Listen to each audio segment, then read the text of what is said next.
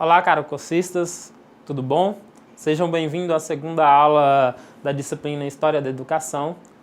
Hoje nós vamos dar sequência às aulas passadas.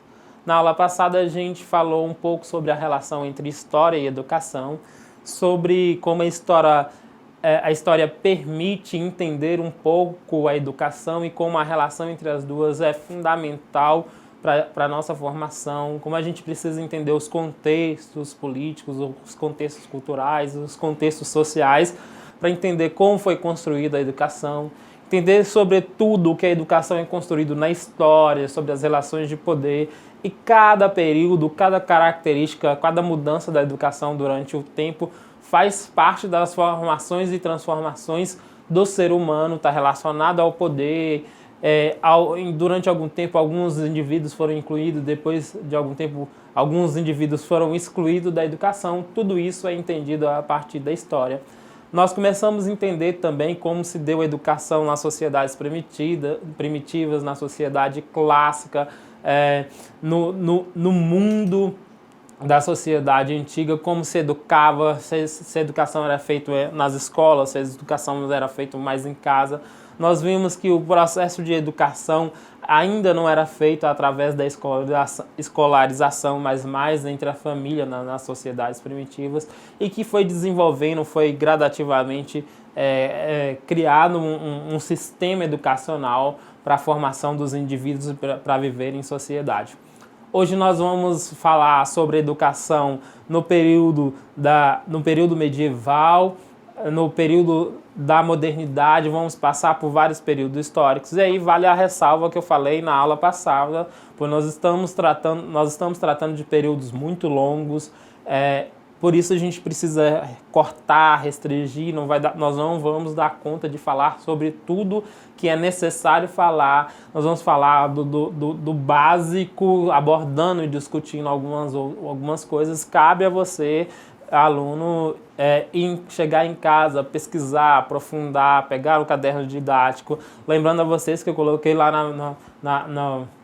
no ambiente virtual algumas videoaulas, algumas aulas, algumas discussões, que é bom você se inteirar, procurar para aprofundar o conhecimento, não ficar só no que nós discutimos nessa videoaula. Pois bem, nós precisamos retomar também uma lacuna que ficou na antiga aula, na aula anterior, que é sobre educação na antiguidade clássica, no período do Império Romano. Nós vamos falar muito rápido sobre isso, depois vamos passar para o período medieval, depois para o período da modernidade. As próximas duas aulas serão sobre educação no período contemporâneo, durante a Revolução Industrial, Revolução Burguesa, e por último nós iremos tratar da educação no Brasil, na história do Brasil, entender como se deu a educação na história do Brasil.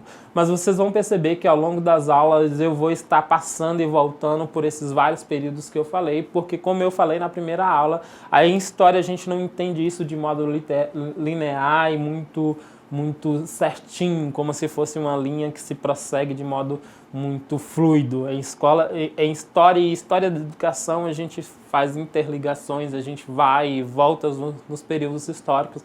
A gente entende como isso tem respaldo, como tem impacto nos períodos atuais, e para a gente aprofundar e problematizar o ensino. Pois bem, sejam bem-vindos a mais uma aula. Vamos começar. Nós havíamos falado da educação lá no período da Antiguidade Clássica, falando da formação do mundo grego, do mundo das antigas primeiras civilizações. Agora nós precisamos falar um pouco sobre educação no período romano. O Império Romano ele tem períodos muito extensos, e ele é dividido em vários períodos, mas aí o que a gente precisa entender da educação no período romano? Que houve um processo de centralização do poder, houve um processo, ao contrário do que havia na Grécia, que houve um processo de democratização, embora, como nós falamos, a democratização ali era restrita a alguns cidadãos. No período romano, esse processo de democratização ele foi deixado de lado, mas aí tem uma característica muito importante, que a família começa a educar, a ser responsável pela educação dos filhos, da sociedade. E ela sobretudo, essa educação é feita muito mais dentro de casa e uma pequena parte fora de casa. Significa que havia já ali um processo de escolarização, de criar escola, mas a família era responsável. E quem é essa família? Lógico, a família que tinha posses, não era o escravo, não era o pequeno comerciante, era a família que tinha posses. Para que era essa educação? Essa educação era sobretudo para formar o homem para a pátria, o cidadão para a pátria, o guerreiro. O que isso nos lembra? Lembram da educação espartana? Que era feito para formar um cidadão guerreiro? Pois bem, a educação romana retoma um pouco isso. Uma das importâncias também da educação romana, do saber romano, é que ela cria as noções de direitos e deveres. A legislação romana, ela nos influencia até o dia de hoje na nossa legislação, e tudo isso foi criado dentro dessa perspectiva que eu falei para vocês, de uma educação voltada para construir homens que sirvam ao Império Romano, que sirva a Roma para o engrandecimento de Roma. Quem é o principal responsável por essa educação? É a família. Então, podemos observar que na educação romana, completados os 8 anos ou 9 dias do nascimento, o filho é inspecionado para ver se merece viver ou não. Sendo aprovado, a família festeja a ocasião com cerimônia religiosa, dando-se o nome ao filho. Só então a família assume a sagrada tarefa de cuidar da criança, educando para o cumprimento da futura tarefa de assumir os deveres de cidadão. Vamos retornar mais uma vez, lembrando de onde que se parecia, onde que havia esse processo de ritual, de ver se o filho era saudável, se tinha característica, uma espécie de eugenia da antiguidade no mundo espartano. Perceba que a educação romana, embora seja influenciada por várias culturas, tem uma influência do mundo grego, do mundo da Grécia, da Esparta e de Atenas e das outras cidades-estados. E, para além disso, isso é até um período do Império Romano, que é o período helenístico, em que inicialmente essa educação era voltada mais para os aspectos físicos, com poucos aprendizados, e depois ela vai se desenvolvendo para aprender filosofia, língua, entre outras coisas, para além do físico e da moral. Por que eu retornei para a gente falar um pouco da educação no Império Romano?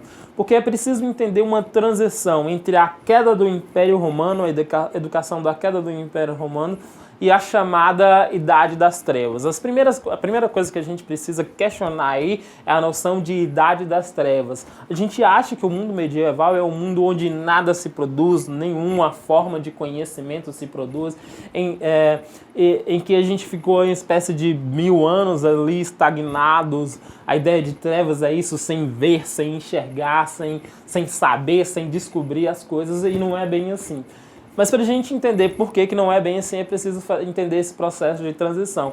A Idade Média nasce com a decadência do Império Romano, onde há as chamadas invasões bárbaras, e tudo que era estruturado pelo Estado, pelo Império Romano, agora fica nas mãos, sob responsabilidade, a educação, a condução moral, os jogos políticos, o controle político sobre as mãos da Igreja. A Igreja Católica, que durante boa parte do Império Romano era perseguida, mas depois ela se tornou uma religião, a principal religião do período da Antiguidade, e ela vai desenvolvendo, ela vai sendo uma espécie de linha que liga o mundo medieval ao mundo feudal.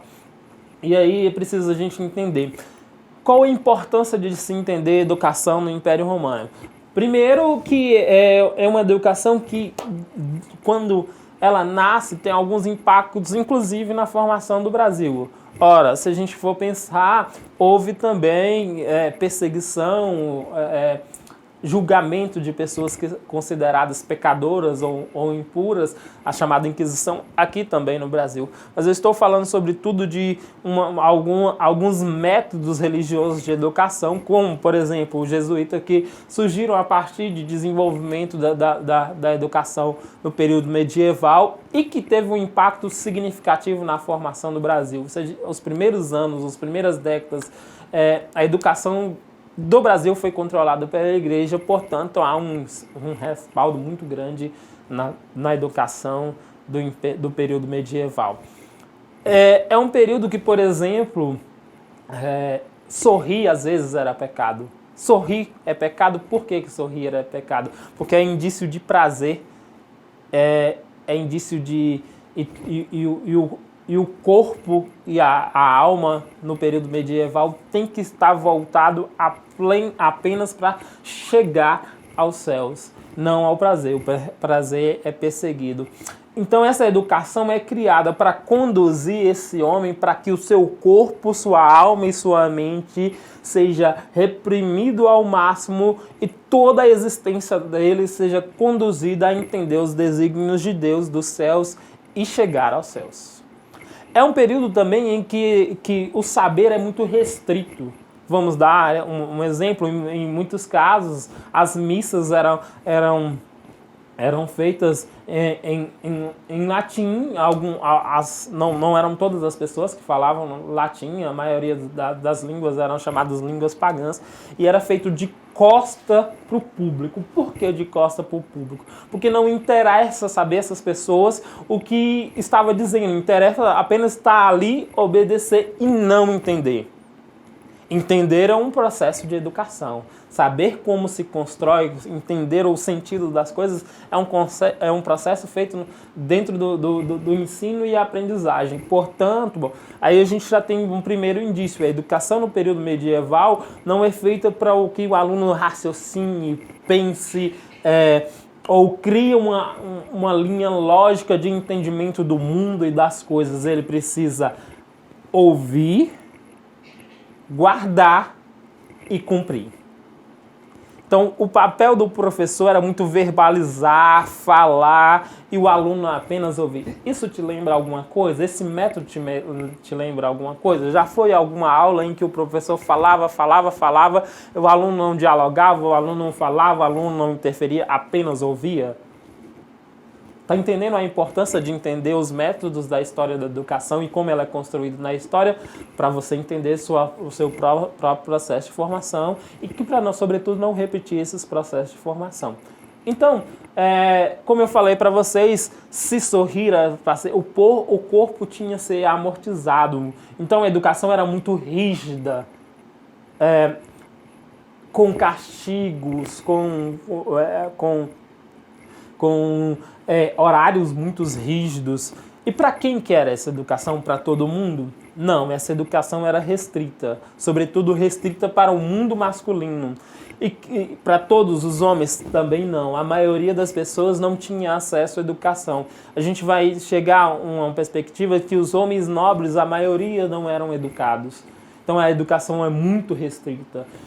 Outro indício dessa restrição da educação é que os monastérios, por isso um dos processos de educação é o monismo, vem de monastérios, ficavam separados das sociedades lá nos montes bem distantes, com livros muito restritos. Você pode entender isso quando você vai, por exemplo, assistir o filme O Nome da Rosa, em que alguns livros se colocava veneno nas pontas dos livros, para as pessoas que ao folhear os conhecimentos dos saberes ditos proibidos, ela passava a mão, passava a língua na língua e acabava morrendo. Isso gerava um certo mito, um certo receio de que havia conhecimentos proibidos que o homem não podia chegar, que só as pessoas próximas a Deus podiam saber, ou tem conhecimentos que é inato à divindade e você nunca vai chegar a ele. Portanto, a educação medieval, a educação dos povos europeus na Idade Média, teve como ponto de partida a doutrina na igreja. Então, como eu falei sobre a Idade das Trevas, não é que não havia conhecimento ali. Não é que não havia saber, não havia produção de conhecimento, não havia ciência. Havia sim, mas todo esse conhecimento estava voltado para engrandecimento dos dogmas da igreja. Durante todo esse período predominou uma concepção de educação que se opunha ao conceito liberal e individualista dos gregos e ao conceito de educação como prática social dos romanos. Essa educação ela é voltada sobretudo para não para o engrandecimento coletivo, mas para o engrandecimento da igreja e da vontade divina. E o cristianismo passa a dar a maior importância ao aspecto moral, baseado-se na ideia de caridade cristão ou amor. Na educação medieval, o monarquismo significa a organização, como eu falei há pouco tempo atrás para vocês, a organização de homens que se fizeram votos especiais de vida religiosa e vivem de acordo com as regras que determinam a conduta dos seus menores detalhes. Então são as pessoas que se dedicam ao conhecimento, a registrar sobretudo esse conhecimento. E isso é importante que os monges copistas são responsáveis por resguardar vários clássicos da literatura do mundo grego que nós temos hoje, por exemplo, que eles registram cuidadosamente, à mão, copiando várias obras que sem eles seriam perdidos. Daí a importância, não é um século de trevas, como a gente falava.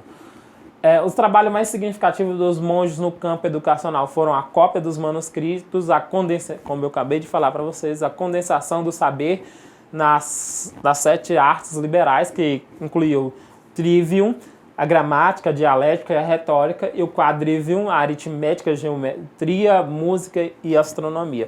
Todos esses saberes, como eu falei para vocês, estão vinculados aos dogmas da igreja, estão adequando a igreja. Se questionasse ou se desviasse do que os dogmas falaram, esses livros seriam queimados ou perseguidos ou escondidos, como eu falei, dei o exemplo do filme O Nome da Rosa.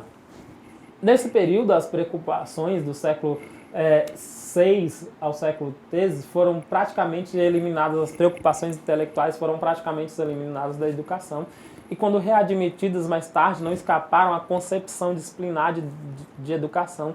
Todos os tipos de educação que se desenvolveram durante o longo período da Idade Média, antes do Renascimento, nós já vamos falar sobre o Renascimento clássico do século XV, não passaram de modalidades desse conceito disciplinar, por intermédio do treino rígido, tanto físico como intelectual, como acabei de mencionar para vocês, e moral. O indivíduo deveria se preparar-se para o futuro desligado do presente pelo tempo e pelo caráter. Sobre o domínio da igreja e do monarquismo, esse estado futuro tornava-se a outra vida. Durante todo esse período predominou assim uma nova concepção de educação, em completo antagonismo com a liberal e a individualidade dos gregos. Então, para resumir o que nós estamos falando sobre educação no período medieval, ela é restrita, ela é rígida, ela é disciplinar e ela é voltada sobretudo para perpetuar e educar as pessoas para entender os dogmas da igreja. Ela é restrita, por exemplo, excluindo mulheres, excluindo as pessoas pobres, excluindo os camponeses a um período muito pequeno. Lembrando que não havia imprensa de tipos móveis, então a Bíblia era em latim, a maioria das pessoas não lia a Bíblia, entendia a Bíblia a partir do que os padres falavam ou a partir da popularização do que se falava e reinterpretando e relendo e dramatizando para as pessoas entenderem. Um dos métodos educativos, inclusive, era esse, para as camadas pobres que não podiam ler, das camadas populares, era dramatizar a Bíblia para que eles começassem a se educar. E aí a gente tem uma percepção de educação que não é feita num espaço fechado lá dos monges, mas era feito num espaço público, aberto, e que é feito de outro modo, de um modo mais lúdico, entre outros, os autos que explicavam os dogmas da igreja. E aí um dos indícios que a gente pode entender esse período e as formas de educação desse período é um processo de formação que tem na maioria das pessoas que são católicas, que é a catequese.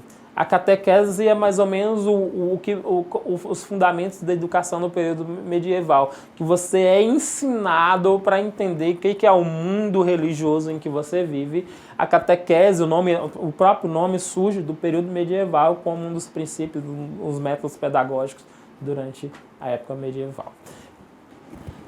Geralmente a gente divide a história da educação da Idade Média sobre duas principais influências, duas principais correntes de pensamento, que é a patrística, que ela é fundamentada sobretudo no pensamento do discípulo de Sócrates, Platão, e que ela é uma absorção da ideia de Platão, de que Platão dizia lá em suas obras que havia um mundo ideal, perfeito, que a gente dificilmente conseguiria chegar a esse mundo ideal das ideias, mundo das ideias, e havia um mundo imperfeito em que a gente tentava se aproximar desse mundo perfeito das ideias. A igreja retomou esse pensamento grego de Platão e começou a dizer, ora, o mundo ideal, perfeito, são um mundo dividido, a cidade de Deus, a cidade... e tudo o que há de conhecimento, de saber e de perfeição está ali. E aí o mundo, a cidade dos homens é a cidade da imperfeição, dos erros, e a gente tenta se aproximar da cidade de Deus, recuperando uma teoria grega e adequando a ela aos dogmas da igreja. Durante muito tempo, durante quase todo o período medieval, o que vigorou foi essa forma de pensamento, que é a patrística. Então, a partir do século II, surge a filosofia dos padres da igreja patrística. A razão é considerada auxiliar da fé e a ela é subordinada. E aí, um princípio fundamental desse período eu não preciso entender, eu preciso crer. Primeiro eu creio, depois eu entendo. Por que eu preciso crer? Ora, porque todo o conhecimento está lá, como eu falei para vocês, na cidade de Deus, na perfeição, de tudo emana dele. E aí, para a gente chegar a isso, eu preciso entender, ter fé, depois eu vou começar a entender. Não há um processo de racionalização, de entendimento dos processos. Crê e eu vou saber. Então, reconhece a filosofia platônica e adaptam ao cristianismo. A outra corrente na Idade Média é escolástica. O nome escolástica vem dos clérigos, um setor do clero que gerava o nome. E a partir do século IX surge uma nova escola filosófica, a escolástica, que se desenvolve do século IV, do século IX ao século XIV, já na Baixa Idade Média, quando a filosofia cristã entra em decadência. A razão continua sendo uma serva da teologia. Aqui é recuperado outro filósofo grego, que é Aristóteles, que tem um entendimento diferente de Platão, de que era preciso você lidar com a natureza, com as sensações, com as experimentações, para chegar ao conhecimento racional. Por que é uma mudança nessa perspectiva de pensamento da igreja? Porque esse período é o período em que a igreja começa a perder o seu poder, começa a perder o seu domínio, a hegemonia sobre o conhecimento, ela começa a ser questionada, principalmente quando surgem as pestes.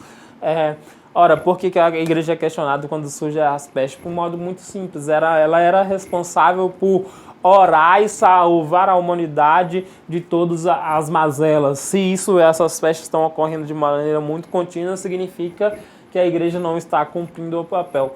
Por uma série de outros fatores históricos que não vale a pena a gente recuperar aqui, é preciso a gente entender que ela começava a ser questionada e começou a fazer uma readaptação da sua teoria, voltando à noção de que era preciso experimentar, que era preciso não se isolar do mundo, mas perceber o mundo para chegar ao conhecimento, Qual a importância disso para a educação e para o conhecimento? É o princípio, por exemplo, do que nós temos da ciência moderna, que é o ser que vai lá, observa as mudanças, separa isso, manipula, depois tira uma conclusão. Não é assim que a ciência faz? Pois bem, ora, a adaptação de Aristóteles está falando? O homem experimenta, sente, para depois saber. No pensamento de Platão era você crê, depois sabe. Você tem que se isolar e se amortizar do mundo, porque o seu mundo é o mundo divino. Agora que nós já estamos começando a vivenciar o mundo, são duas percepções que são feitas a partir das mudanças históricas e o fim do controle da hegemonia da igreja. Tudo isso é muito importante para o processo de educação, porque ela vai mudando os métodos de como se vai ensinando, como vai chegando ao conhecimento. Todo esse período que eu falei para vocês do conhecimento na Idade Média é muito importante, sobretudo porque funda o método de educação tradicional, que é esse que eu falei para vocês, que o professor fala, verbaliza, o aluno ouve.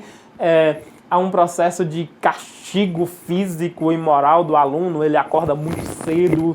Lembra aí das aulas que você acorda às 7 horas da manhã, que você não está acordado, é uma espécie de tortura acordar para ir para a aula. De onde que surgiu isso?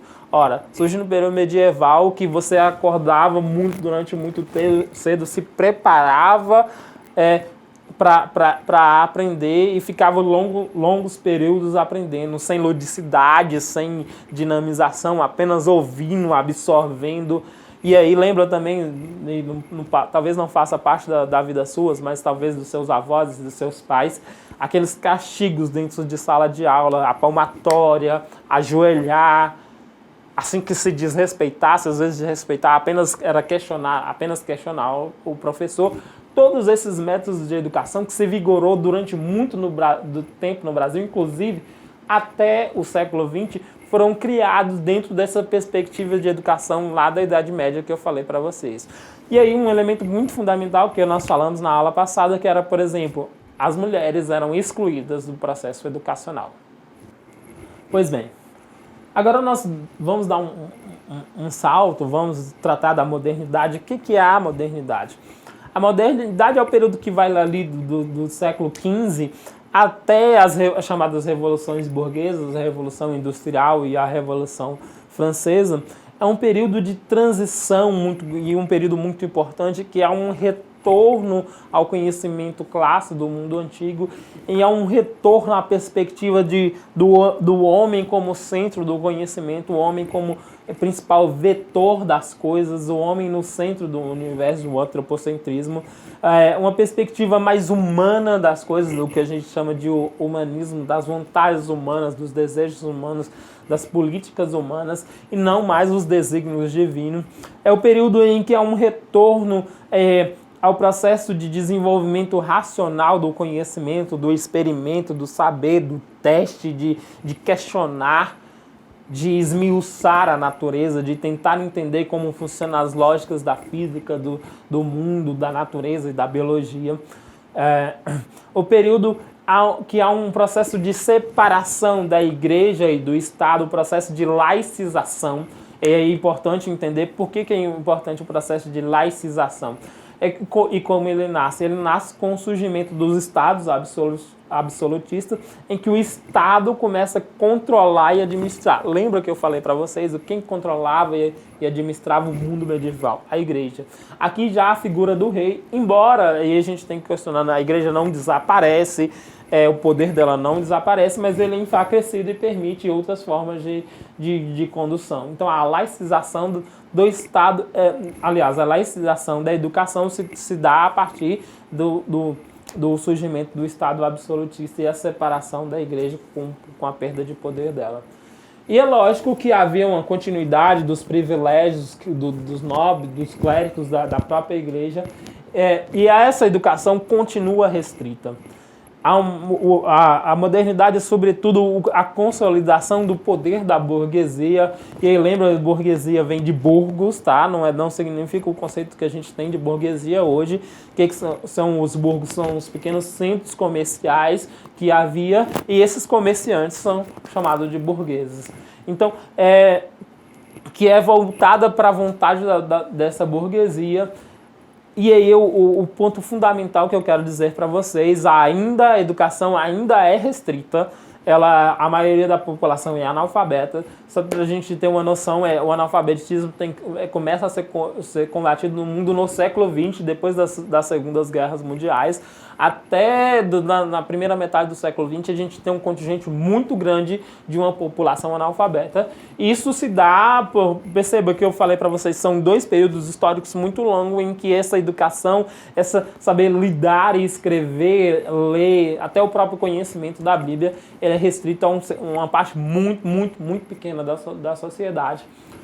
O período da modernidade tem eventos históricos muito importantes como o Renascimento, a Reforma e a Contra-Reforma e o Iluminismo. A noção de Iluminismo vem dessa de luz, que é a contrapartida à idade, a noção que foi criada sobre o período medieval, que eu falei para vocês, de Idade das Trevas. Todos esses eventos, o Renascimento, a Reforma e a Contra-Reforma, tiveram impactos significativos no processo de educação e nos métodos de educação. Cria-se os primeiros métodos pedagógicos, cria-se as primeiras perspectivas de ensino da infância, a separação da educação para as crianças e para os adultos, porque até então a criança era encarada como um adulto em miniatura, e aí a educação dele era do mesmo modo, não entendendo as diferenças que tem que se tratar com a educação. O primeiro sujeito a falar de modo concreto e significativo sobre a educação é o Rousseau, um filósofo iluminista, mas nós vamos falar sobre isso mais na frente. Portanto, o Renascimento é importante porque primeiro, ele questiona o controle e a hegemonia da igreja e ele recupera uma porção de saberes que foram enterrados ou foram escondidos ou foram adaptados aos dogmas da igreja. E aí, nesse período, é importante a gente entender, quando a gente fala em Renascimento, a gente lembra logo de Da Vinci, de Michelangelo, entre outros, que são...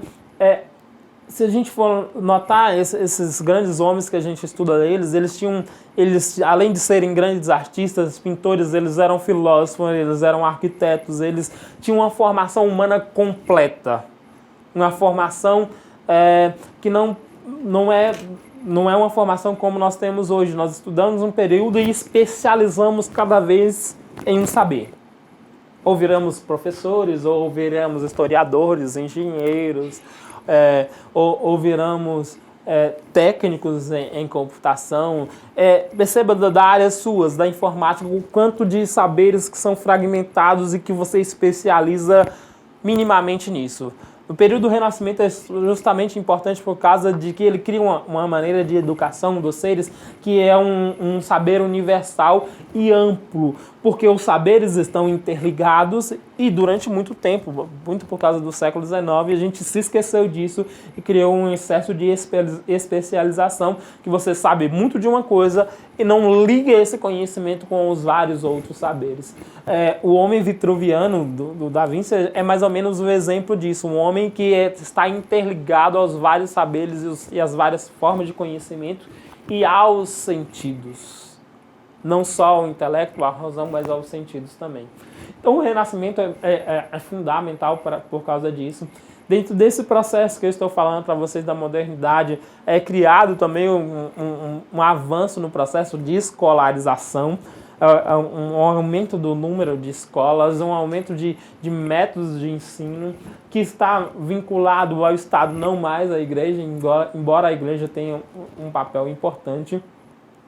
E aí, a gente tem um período muito importante também, que é a Reforma e a Contra-Reforma, que as igrejas protestantes começam a questionar o monopólio da igreja. E nesse período é criado uma coisa muito, muito importante, que é a imprensa de tipos móveis de Gutenberg. Por que ela é importante para a educação nesse período? Lembra que eu falei que no período medieval a maioria das pessoas sequer lia a Bíblia? Com a imprensa de tipos móveis, você pode criar popularizar os livros e divulgar esses livros que estavam restritos às mãos nos monastérios, nas mãos dos monges. E aí você devia me questionar, professor, por quê?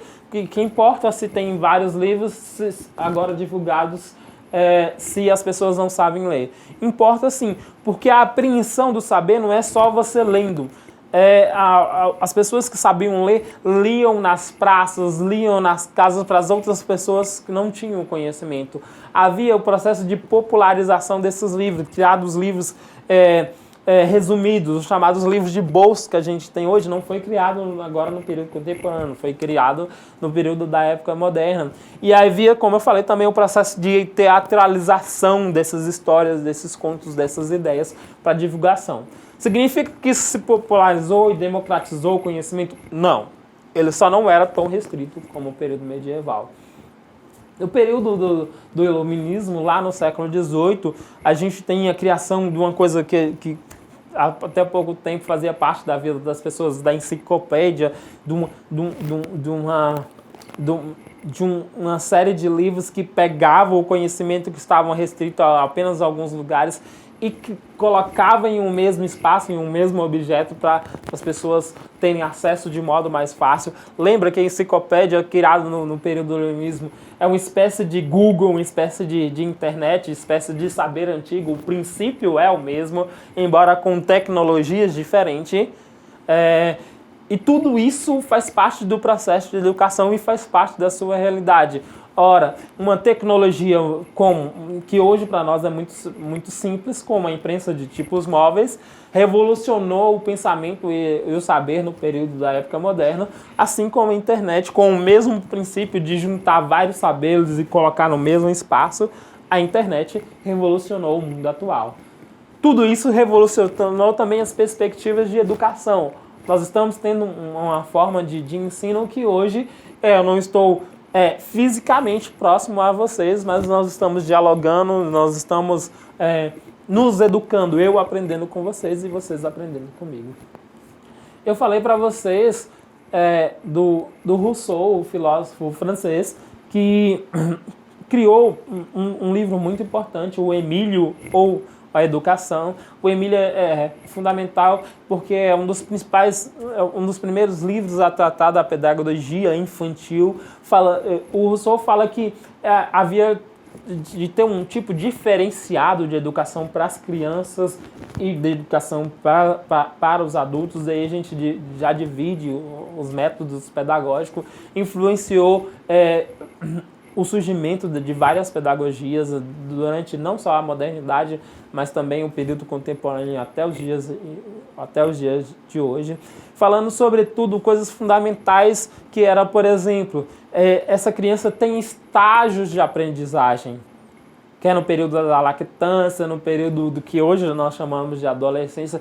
Cada estágio é preciso usar um método de aprendizagem diferente. Isso é fundamental para a educação. Rousseau é uma das primeiras pessoas a pregar isso. E vários desses outros pensamentos desses filósofos influenciaram nas perspectivas educacionais que nós aprendemos e usamos ainda hoje. Portanto, a modernidade é esse período em que há várias mudanças históricas que permitem e impactam também nas metodologias educacionais. Na modernidade, a pedagogia não trabalha mais como os ideais de homem, de cultura, de sociedade, com base nos fundamentos universais ou religiosos, mas coloca o social como objeto central, visando formar um homem social ativo e útil. Qual a diferença do período medieval que eu falei para vocês? Lá o homem ele se apaga em nome da vontade divina. Aqui ele se interage com a sociedade, cria, pensa, experimenta, observa e cria conhecimento. Com a modernidade nasce a pedagogia como ciência, como saber da formação humana, que tende a controlar racionalmente as complexas e inúmeras variáveis que ativam esse processo. Nasce também uma pedagogia social, que reconhece como parte orgânica do processo da sociedade em seu conjunto, no qual ela desempenha uma função insubstituível e cada vez mais central: formar o homem cidadão e formar o produtor. Chegando depois, pouco a pouco, até o dirigente, nasce a pedagogia antropológica, utópica, que tende a desafiar e a colocar o tal desafio como verdadeiro sentido do pensar e do fazer pedagógico, como faz Comênicos, como faz Rousseau, que eu acabei de falar para vocês. Pesquisem, por favor, um pouco sobre Comênicos. Na modernidade, a pedagogia e a educação se renova, delineando-se como saber e como praxe, como prática, para responder de forma nova àquela passagem do mundo tradicional para o mundo moderno, sobre a qual insistiram ainda recentemente historiadores e teóricos da pedagogia. A renovação da pedagogia se configurou como uma revolução, como um impulso e um salto em relação ao passado e como o nascimento de uma nova ordem. Aqui nós já chegamos a uma parte que eu queria antes de passar para essa atividade, queria discutir para vocês todas essas mudanças que eu falei para vocês faz parte das transformações históricas do mundo, faz parte das mudanças do mundo. Todas essas mudanças impactaram no Brasil. Com a modernidade, a gente também uma coisa chamada expansão marítima, e que o mundo fora da região Europa começa a ser descoberto, com todas as aspas possíveis, e colonizado. E todas essas formas de pensamento, de mudanças de pensamento, de perspectivas do homem, que eu falei para vocês, começam a ser postas em práticas no processo de colonização do Brasil, que vai ser um dos princípios das nossas próximas aulas. Como eu falei para vocês, a parte dos jesuítas, todas essas perspectivas de mudança do homem começam a influir no processo de como esse homem é formado, como ele é educado para entender o mundo. E isso é importante porque isso faz parte do nosso processo de aprendizagem. Pensando nisso, a gente precisa ressaltar também que todas essas formas de educação que eu falei para vocês, todos os processos de escolarização, às vezes mais restritas a algumas pessoas, às vezes ligado à igreja na modernidade, não mais vinculados apenas à igreja, mas controlado pelo Estado, todas elas são muito restritas e excludentes, todas elas excluem uma parte muito grande da população. Há separação de gêneros, inclusive, aí, vinculados a questões raciais também. Todos esses pensamentos que eu falei para vocês, eles são europeus e vinculados a uma perspectiva de mundo europeia. E por que a gente estuda eles? Por que nós estudamos, logicamente, diretamente no Brasil? Estudamos eles porque eles influem de modo muito, muito grande no processo de formação da educação brasileira. Infelizmente, nós temos um processo de educação que é espelhado no mundo europeu. Até para criticá-lo, a gente precisa entender como é que funcionou. Vários desses métodos aí do período moderno foram utilizados durante muito tempo, até o século XX, na educação brasileira. A gente precisa entender como é que funciona para aprender a criticá-los e renovar esse conhecimento, pensar historicamente, como eu falei para vocês na primeira aula. Pensando nisso, baseado no texto que eu passei para vocês, nós vamos, para finalizar o dia de hoje, a aula de hoje, encerrar com uma proposta de atividade para vocês, que o texto faz menção às transformações da pedagogia, de seus métodos e princípios e abordagem. Construa um texto discorrendo e falando sobre, de modo sucinto, de modo muito simples, sobre as mudanças da educação e do saber pedagógico durante a Idade Moderna. Vai ser uma espécie de resumo muito simples sobre o que foi as transformações da educação no período moderno. Consultem os materiais didáticos e usem, logicamente, o que nós discutimos aqui na aula. Muito obrigado pela participação de vocês. Nas próximas aulas, como eu falei para vocês, nós vamos falar sobre a educação contemporânea, como a Revolução Industrial, a divisão das sociedades em classes impactou no ensino e na educação. E aí vamos falar também na última aula sobre o processo de educação no Brasil, sobre suas 4 fases, sobre educação tradicional, jesuítica, durante o período da República, durante a Era Vargas e no período contemporâneo, e sobre vários períodos. Muito obrigado pela participação de vocês e até a próxima.